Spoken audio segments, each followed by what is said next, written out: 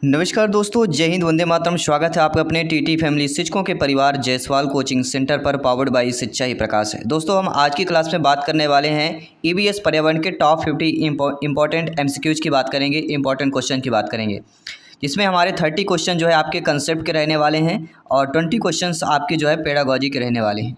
EVS में 30 में से 30 नंबर लाना है तो 50 क्वेश्चन का जो कॉम्बिनेशन है कंसेप्ट और पेडागॉजी का, बहुत इंपॉर्टेंट आपके एग्जाम के दृष्टि से होने वाला है।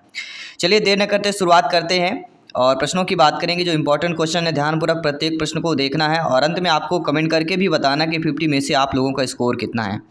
मान लीजिए आज ही आपका एग्जाम हो रहा है, ये 50 क्वेश्चन से आपकी कितनी तैयारी हो चुकी है, आइए जानते हैं। पहला प्रश्न आप लोगों के स्क्रीन पर है। इकोलॉजी शब्द किसने प्रतिपादित किया था? Charles Darwin, Robert Whittaker, Arthur Tansley या अर्नेस्ट हैकल की बात करेंगे।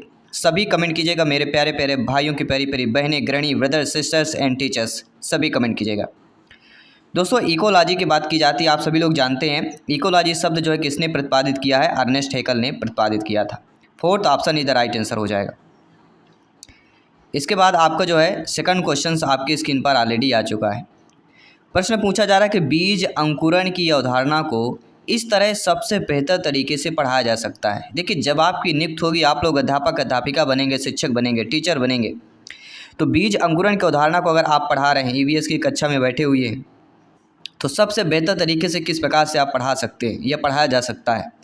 अंकुरित बीजों को फोटो दिखाकर कक्षा में अंकुरित बीजों को दिखाना और अंकुरण की प्रक्रिया को स्पष्ट करना, बोर्ड पर चित्र बनाते हुए अंकुरण के चरणों को प्रदर्शित करना, या कह सकते हैं कि बीज बोने, अंकुरण के विभिन्न चरणों का अवलोकन करने, उनका चित्र बनाना और गतिविधियों को बच्चों को निष्पादित करने के लिए कहना। तो फोर्थ ऑप्शन हमें यहाँ पर सही हो जाएगा। अगर आप बीज अंकुरण की अवधारणा को बढ़ाएं तो सबसे बेहतर तरीके से किस प्रकार से पढ़ाया जा सकता है? बीज बोना, अंकुरण के विभिन्न चरणों का अवलोकन करना और उनका चित्र बनाने की गतिविधियों को बच्चों को निष्पादित करने के लिए कहना। ठीक है, आई होप सभी लोग समझ चुके होंगे। आइए बात करते हैं आपके अगले प्रश्न की। अगला प्रश्न दोस्तों, चट्टानों के कितने प्रकार होते हैं? फर्स्ट, सेकंड, थर्ड, फोर्थ, कौन सा होता है? सभी लोग बताइए। चट्टान दोस्तों नॉर्मल तौर पे सभी लोग जानते होंगे कि चट्टान जो है 3 प्रकार की होती है। अब आपका प्रश्न बनता है कि चट्टानें 3 प्रकार की कौन कौन सी होती हैं? तब आपके जवाब होने चाहिए, पहला होता है आपका आग्नेय चट्टान, दूसरा अवसादी चट्टान और तीसरा रूपांतरित चट्टान होता है। आग्नेय चट्टान तब बनता है जब गर्म तरल चट्टान, जिसे मैग्मा कहा जाता है, ये मैग्मा जो निकलता है, जो ज्वालामुखी फटता है, ये मैग्मा निकलने के बाद जब ये ठंडा हो जाता है तब यहाँ पे आग्नेय चट्टान का निर्माण होता है। इसके बाद आपका अगला प्रश्न है कि भारत में सबसे ज़्यादा टाइगर रिजर्व किस राज्य में है? महाराष्ट्र, उड़ीसा, उत्तर प्रदेश या मध्य प्रदेश में? सभी कमेंट कीजिएगा। भारत में सबसे ज़्यादा टाइगर रिजर्व किस राज्य में है? तो आपका जवाब होना चाहिए मध्य प्रदेश में। मध्य प्रदेश में टोटल कितने दोस्तों टाइगर रिजर्व हैं? तो मध्य प्रदेश में सर्वाधिक संख्या 6 है, जिसमें सतपुरा टाइगर आता है, पन्ना, पेंच, कान्हा, बांधा और संजय डुगरी। ये आपके 6 टाइगर रिजर्व है मध्य प्रदेश के। और मध्य प्रदेश में 5 नेशनल पार्क भी हैं और 10 सेंचुरी भी हैं। देश का हृदय मध्य प्रदेश जो कहलाता है, पहली बार बाघों की संख्या में 785 में शीर्ष पर पहुंच चुका था। अब आइए बात करते हैं अगले प्रश्न की। अगला प्रश्न कह रहा है विक्रमशिला गंगा डॉल्फिन अभयारण्य किस प्रदेश में? सभी लोग बताइएगा। उत्तराखंड प्रदेश में, बिहार में, उत्तर प्रदेश में या असम में है? तो आप सभी लोग जानते हैं, सभी लोग ज्ञानी सर्वविख्याता लोग हैं कि जब भी विक्रमशिला गंगा डॉल्फिन अभयारण्य की बात की जाती, एक ही प्रदेश आता, वह है दोस्तों बिहार। ठीक है, second option is the right answer. Vikramshila Ganga dolphin अभयारण्य भारत के बिहार राज्य के कहाँ पर है? भागलपुर जिले में स्थित है। अभयारण्य भागलपुर जिले में सुल्तानगंज से कहलगांव तक गंगा नदी का 60 किलोमीटर लंबा हिस्सा है। 1991 में विक्रमशिला गंगा डॉल्फिन अभयारण्य के रूप में अधिसूचित किया गया था। गंगा को डॉल्फिन को भारत राष्ट्रीय जलीय जीव घोषित भी किया गया है। जो गंगा की डॉल्फिन है, इसको राष्ट्रीय जलीय जीव भी घोषित किया गया है हमारे भारत का। ये भी आपका इम्पॉर्टेंट है, ध्यान रखिएगा। किस शहर को गेटवे ऑफ इंडिया कहा जाता है? भोपाल, मुंबई, मैसूर या लखनऊ को कहा जाता है? सभी कमेंट करके बताइए। किस शहर को गेटवे ऑफ इंडिया कहा जाता है? तो सभी लोग जानते हैं किसकी बात करेंगे, मुंबई की बात हो रही है। मुंबई को गेटवे ऑफ इंडिया कहा जाता है। इसका निर्माण 1911 के दिल्ली दरबार से पहले 2 दिसंबर 1911 को अपोलो बंदर अर्थात मुंबई, जिसे पहले बॉम्बे बोला जाता था, भारत के सम्राट जॉर्ज पंचम और महारानी पत्नी मैरी ऑफ टेक के आगमन की स्मृति में किया गया था और यह किसी ब्रिटिश सम्राट की भारत की पहली यात्रा थी। इसके बाद अगला प्रश्न है कि क्लार्क वी बेबिन पुरस्कार किससे संबंधित है? वन्यजीव सुरक्षा, जल संरक्षण, पर्यावरण संरक्षण या खेल से संबंधित हो जाता है। तो आप सभी लोग जानते हैं क्लार्क वी केविन पुरस्कार जो संबंधित होता है यह वन्यजीव सुरक्षा अधिनियम के तहत आ जाता है। जो वन्यजीव सुरक्षा पर बेस्ट होते हैं इनको क्लार्क वी केविन पुरस्कार से सम्मानित किया जाता है। अगला प्रश्न जो और भी इंटरेस्टेड क्वेश्चन है, ध्यानपूर्वक समझिएगा। इनमें से कौन सी संधि या प्रोटोकॉल अंटार्कटिका में खनन पर रोक लगा देता है? Antarctica environmental protocol, Geneva protocol, Tokyo protocol या इनमें से कोई नहीं। दोस्तों एक संधि एक प्रोटोकॉल है जिस पर अंटार्कटिका के खनन पर रोक लग सकता है या रोक लगता है और वह होता है अंटार्कटिका एनवायरमेंट प्रोटोकॉल है। अगला एनसीएफ से, आपको पता है ईवीएस में एनसीएफ से प्रश्न आए, ऐसा हो ही नहीं सकता है। नेशनल करिकुलम फ्रेमवर्क 2005, इसके अनुसार उच्च प्राथमिक स्तर के विज्ञान की पाठचर्या में निम्नलिखित में से कौन सा अनुशंसित है?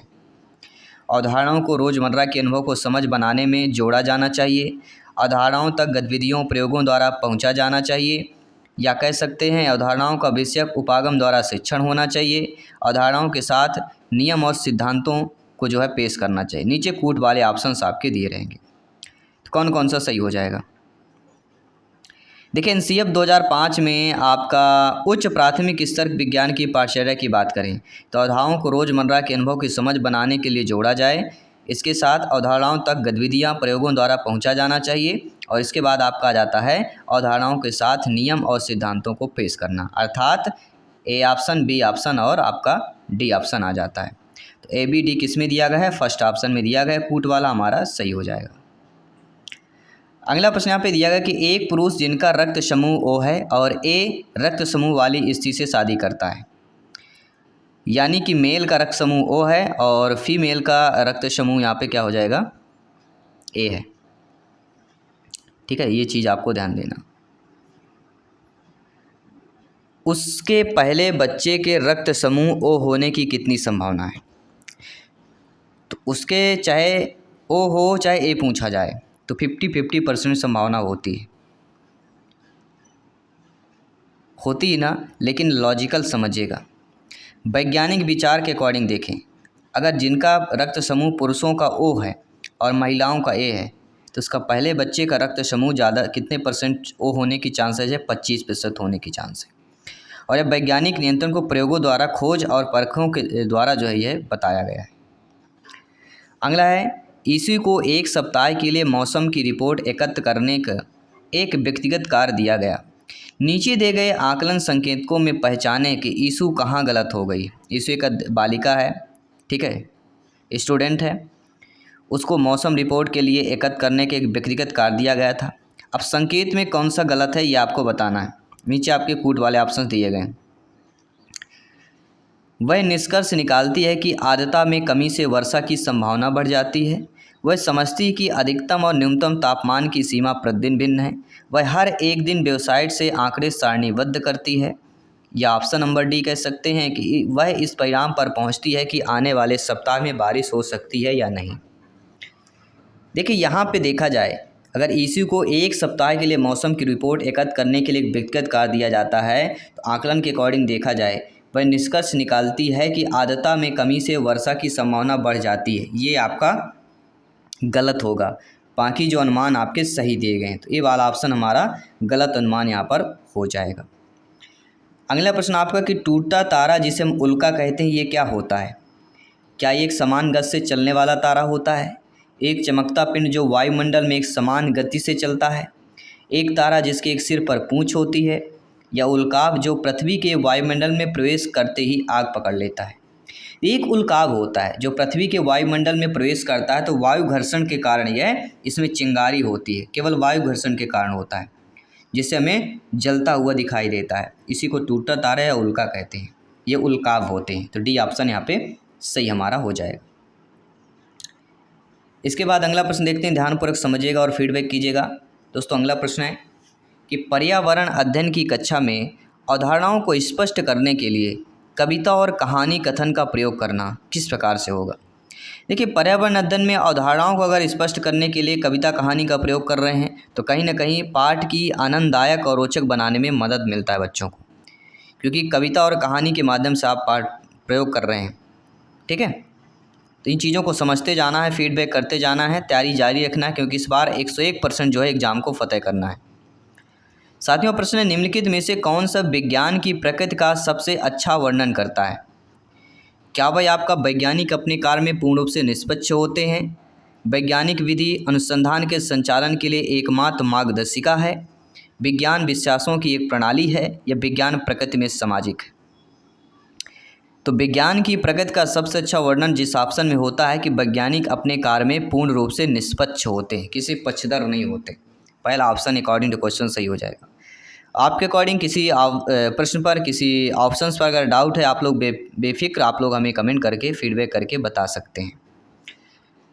दोस्तों विज्ञान की पाठचर्या, जी हाँ, विज्ञान की पाठचर्या में संज्ञानात्मक वैधता का अर्थ क्या होता है। अगर विज्ञान की पाठचर्या है उसमें संज्ञानात्मक वैधता का अर्थ होता है शिक्षार्थियों के संज्ञानात्मक स्तर के अनुसार सामग्री का समायोजन। D option is the right answer. अगला प्रश्न है, एनसीएफ 2005 के अनुसार उच्च प्राथमिक स्तर विज्ञान की पाठचर्या में निम्नलिखित में से कौन सा अनुशंसित है। देखिए, ईवीएस में एनसीएफ से लेके 3 से लेके 5 प्रश्न पूछ लिए जाते हैं, ये ध्यान रखिएगा। ईवीएस में जो है एनसीएफ 2005 से 3 से लेके 5 प्रश्न पूछे जाते हैं, और एनसीएफ से जितने भी टॉप क्वेश्चंस बनेंगे हम आपको क्रिएट करके बताएंगे और इन स्क्रीन पर आपको दे भी दिया जाएगा। तो एनसीएफ 2005 के अनुसार अगर उच्च प्राथमिक स्तर में विज्ञान की पाठचर्या में कौन सा अनुशंसित हो जाएगा। नीचे आपके ऑप्शन है और कूट वाले भी ऑप्शन हमें दिए गए हैं। तो यहाँ पे हमारा कौन सा हो जाएगा कि अवधारणाओं को रोज़मर्रा के अनुभव की समझ बनाने के लिए जोड़ा जाना चाहिए, अवधारणाओं तक गतिविधि प्रयोगों द्वारा जो है पहुँचा जाना चाहिए, और इसके साथ साथ अवधारणाओं के साथ नियम और सिद्धांतों को पेश करने की आवश्यकता होती है। अर्थात पहला ऑप्शन जो कह रहा है ABD ऑप्शन, ये हमारे होने चाहिए उच्च प्राथमिक स्तर विज्ञान की पाठचर्या के अनुशंसित करने के लिए अकॉर्डिंग टू NCF 2005। अगला प्रश्न है, निम्नलिखित कथनों को पहचानना है कि विज्ञान के बारे में क्या सत्य दिया गया है। देखिए, विज्ञान के बारे में हमारा सत्य कथन यह है कि सभी वैज्ञानिक विचारों को नियंत्रित प्रयोगों द्वारा खोजा और परखा जाता है। फोर्थ ऑप्शन सही हो जाएगा। अगला प्रश्न, निम्नलिखित में से क्या शिक्षार्थियों में बालक बालिकाओं में संकल्पनात्मक कमी को समझने के लिए एक उपयोगी रणनीति होती है। देखिए, बालक बालिका स्टूडेंट में, शिक्षार्थियों में संकल्पनात्मक कमी को समझने के लिए जो उपयोगी रणनीति होगी वही होगी अवधारणा मानचित्रण का प्रयोग करना। क्या होगा, और जो अवधारणा होती है उसके मानचित्रण का उपयोग करना। फर्स्ट ऑप्शन इधर राइट आंसर हो जाएगा। इसके बाद अगला है कि विज्ञान को पढ़ने के लिए अधिक लड़कियों प्रोत्साहन करने के लिए आप निम्न में से सभी प्रकार को अपना सकते हैं, सिर्फ एक को छोड़कर। अगर लड़कियों को प्रोत्साहन करना है विज्ञान के प्रति तो एक को छोड़कर किसको आप बता सकते हैं या आप प्रोत्साहित कर सकते हैं। तो एक निगेटिव पक्ष में ध्यान देना है। ठीक है, देखिए, कक्षा में महिला वैज्ञानिक को आमंत्रित करें, अच्छा और बेटर होगा। विज्ञान के बारे में मिथकों और रूढ़ियों की जांच शिक्षार्थियों को जोड़ने के लिए बोलें। लैंगिक रूप से संवेदनशील भाषा का उपयोग करें और अपने शिक्षार्थी बालक बालिकाओं को ऐसा करने के लिए प्रोत्साहित करें। ध्यान रखें कि विज्ञान की कक्षा में लड़कियां हमेशा हावी रहें, ये गलत कथन है, क्योंकि यहाँ पे फिर लिंग पक्षपात हो जाएगा। लड़कियां हमेशा हावी रहें, तो यहाँ लिंग पक्षपात पेडागोजी में नहीं होता, सभी लोग जानते हैं।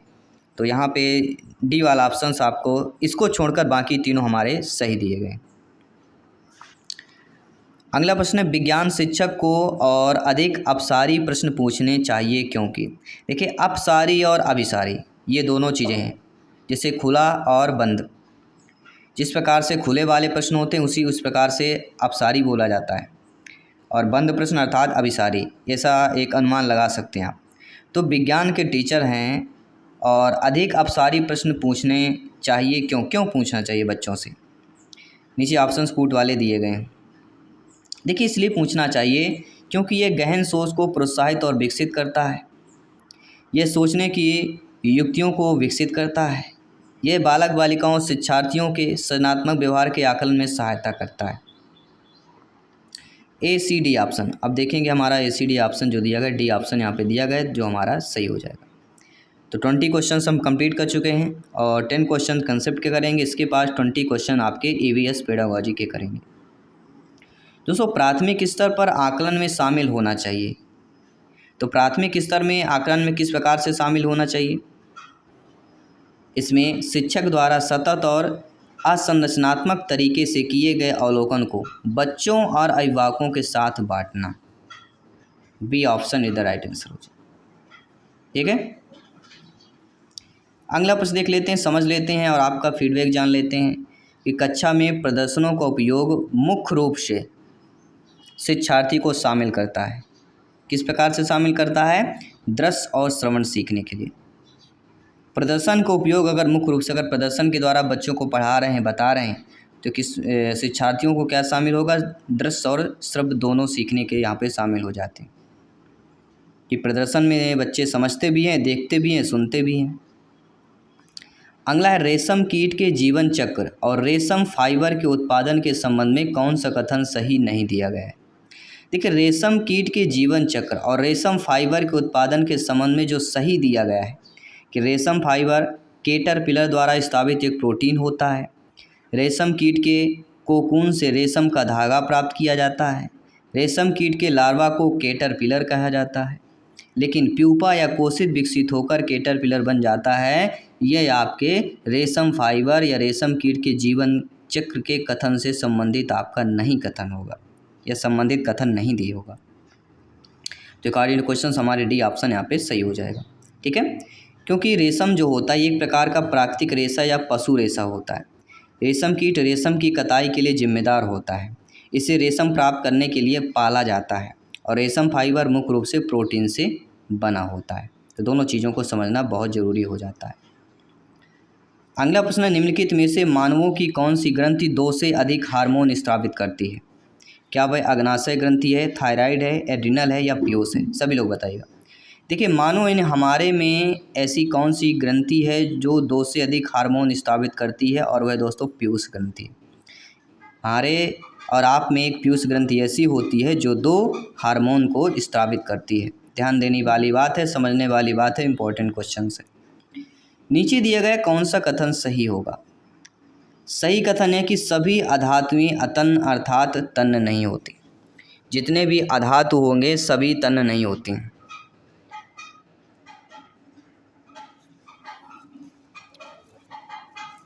सभी तन्न नहीं होती हैं, सभी अतन्न होती हैं। दोनों चीज़ें सेम दिया गया है, कन्फ्यूज नहीं हो। अतन्न मतलब तन्न ना होना, या तन्न नहीं, दोनों चीज़ें दी गई। तो सभी अधातुएं अतन्न होती हैं, ये सभी धातुएं तन्न नहीं होती हैं। दोनों चीज़ों समझ लीजिए। अगला, किसी विशिष्ट क्षेत्र में विशिष्ट रूप से पाई जाने वाली स्पीसीज को क्या कहा जाता है? तो कोई भी विशिष्ट क्षेत्र हो और उसमें विशिष्ट रूप से पाई जाने वाला जो स्पीसीज होता है उसी को ही विशेष क्षेत्रीय स्पीसीज बोला जाता है। फर्स्ट ऑप्शन यहाँ पे सही हो जाएगा। अगला प्रश्न है, धातु X और धातु Y को उसके लवण विलयन से विस्थापित कर देती है, परंतु धातु Z को उसके लवण विलयन से विस्थापित करने योग्य नहीं है। इनमें सबसे ज़्यादा अवक्रियाशील धातु कौन सी हो जाएगी? देखिए, X और Y धातु लवण विलयन से विस्थापित हो जाएंगे, परंतु Z को उसके लवण विलयन को विस्थापित करने का योग्य नहीं है। इसलिए सबसे ज़्यादा अवक्रियाशील धातु हमारा Z ही हो जाएगा। अगला प्रश्न देख लेते हैं। दोस्तों, अपने कमरे में फर्श पर रखे किसी विशाल को सरकने के लिए रेशम को निम्नलिखित बल से किससे अधिक बल लगाना चाहिए? रेशमा दिया गया है, ठीक है। रेशमा को जो है बल किससे जो है अधिक बल लगाना चाहिए, जिससे अपने कमरे में फर्श पर रखे किसी विशाल को सरकाना है। तो किस पर अधिक बल लगेगा? क्योंकि सरकाना है तो धरती पर रखा हुआ है कोई भी सामान, ठीक है, धरती पर रखा हुआ है, अर्थात वहाँ पे स्थैतिक घर्षण पर अधिक बल लगाना होगा या अधिक बल देना होगा। अगला प्रश्न है, निम्नलिखित में से सही कथन की पहचान करना है कि ध्वनि निर्वात में गमन नहीं करती। बिल्कुल सही बात है, ध्वनि जो है निर्वात में गमन नहीं करेगी। पहला ऑप्शन हमारा सही दिया गया। अगला प्रश्न है, लवण और जल के मिश्रण को पृथक करने की प्रक्रिया निम्नलिखित में से कौन सा सहायक नहीं होगा। देखिए दोस्तों, अगर हमें लवण और जल के जो मिश्रण है उसको पृथक करना है तो उसमें आपका आसवन विधि से कर सकते हैं, उबाल कर सकते हैं, निस्तरण करके कर सकते हैं, लेकिन निस्यंदन जो है ये आपका विधि सहायक नहीं होगा लवण और जल मिश्रण को पृथक करने के लिए। इसके बाद अब प्रश्न की बात करेंगे, नीचे दिए गए प्रकाश के कौन से गुणधर्मों का उपयोग छाया बनने की परिघटना की व्याख्या के लिए किया जा सकता है। अब देखो, प्रकाश का ऐसा कौन सा गुणधर्म है जिसका उपयोग छाया बनने की परिघटना की व्याख्या के लिए किया जा सकता है। नीचे आपके कूट वाले ऑप्शंस भी दिए गए। तो इसके लिए क्या किया जा सकता है, पहले तो प्रकाश अपारदर्शी वस्तुओं से नहीं गुजरता, ये जानना जरूरी है, और प्रकाश सरल रेखा में गमन करता है। क्या जानना जरूरी है कि प्रकाश जो होता है वह आपका अपारदर्शी वस्तु से नहीं गुजरता है और प्रकाश सरल रेखा में गमन करता है। ए डी ऑप्शंस आपको ध्यान देना। अगला प्रश्न देखिएगा, पेडागॉजी का प्रश्न है, ध्यानपूर्वक समझिएगा। इनमें से कौन सा कथन प्राथमिक स्तर पर ईवीएस पढ़ाने का उद्देश्य नहीं है।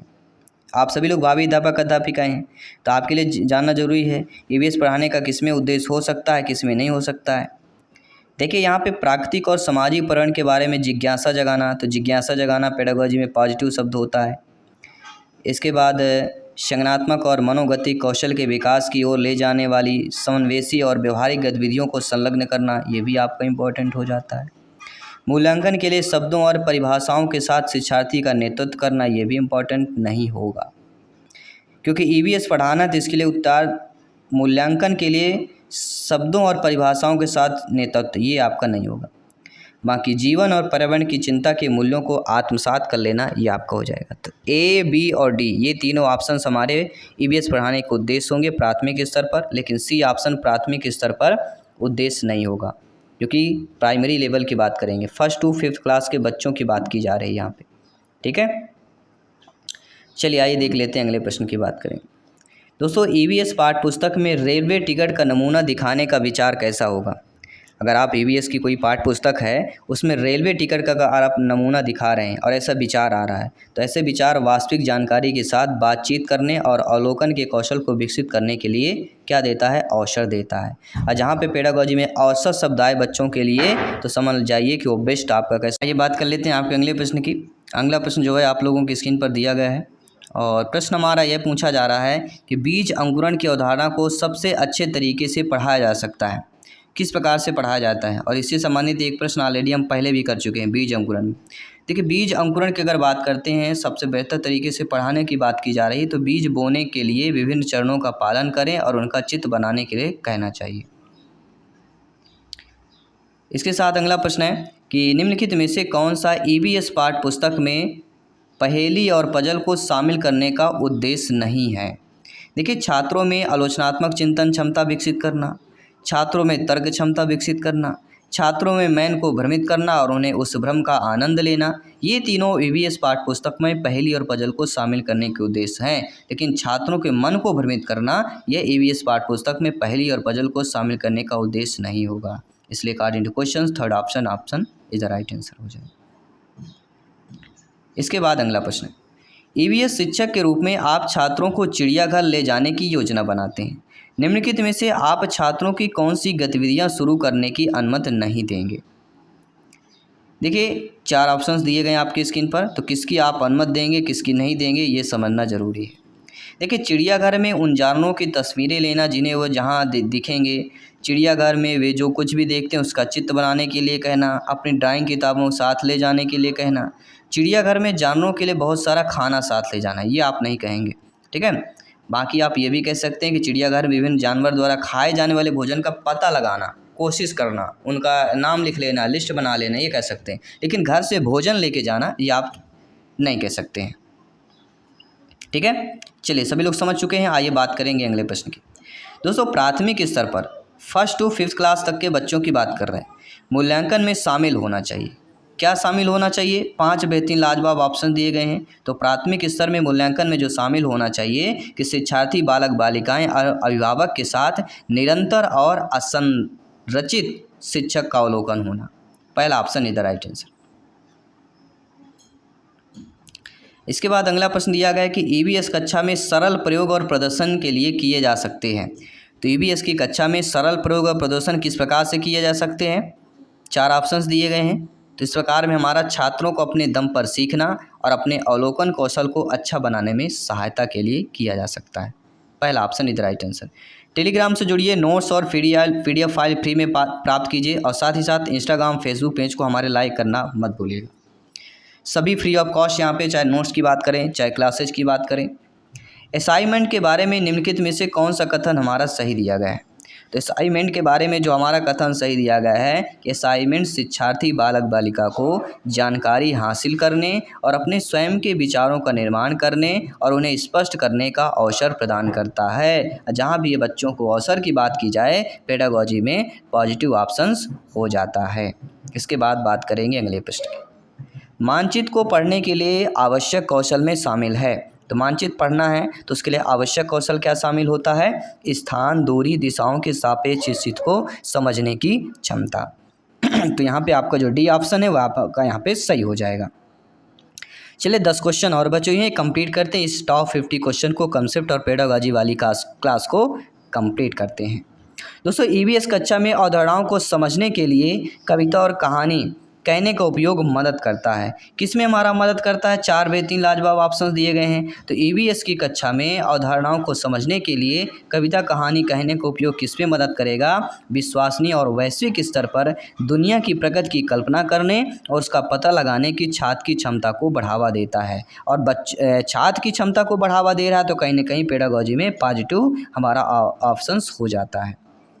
अगला है, ईवीएस कक्षा में शिक्षार्थी को हाथों और गतिविधियों और जांच में शामिल करना चाहिए, क्योंकि इससे उन्हें मदद मिलती है। क्योंकि इससे उन्हें किस में मदद मिलती है? इससे उन्हें अपने वातावरण में स्वतंत्र रूप से घटनाओं के अन्वेषण करने। पहला ऑप्शन सही हो जाएगा। अगला प्रश्न दिया गया है कि एक शिक्षिका अध्यापिका अपने छात्रों को पीटी सरीसृप के बारे में पढ़ा रही है। वह कई उदाहरण देकर पाठ शुरू करती है और छात्रों से उन विशेषताओं को खोजने के लिए कहती है जो उनके पास थी। तो ऐसा करना शिक्षिका के लिए क्या उपयोग कर रहा है? ऐसे करने के लिए प्रेरक दृष्टिकोण जो है उपयोग हो रहा है। पहला ऑप्शन इधर राइट आंसर हो जाएगा। इसके बाद अगला प्रश्न है, कक्षा 5 के छात्रों के लिए एक शिक्षक जानवरों के बोझ पर एक कक्षा ले जा रहा है। चर्चा करने से पहले वह एक वीडियो दिखाती है जहां एक गधा सामान से भरा हुआ है और गधा चलते समय लंगड़ा कर चलता है। तो शिक्षक अपने छात्रों के साथ चर्चा करने की कोशिश कर रहा है। किस प्रकार की चर्चा करने की कोशिश कर रहा है? पशुओं के अधिभार और शोषण की चर्चा करने की बात कर रहा है।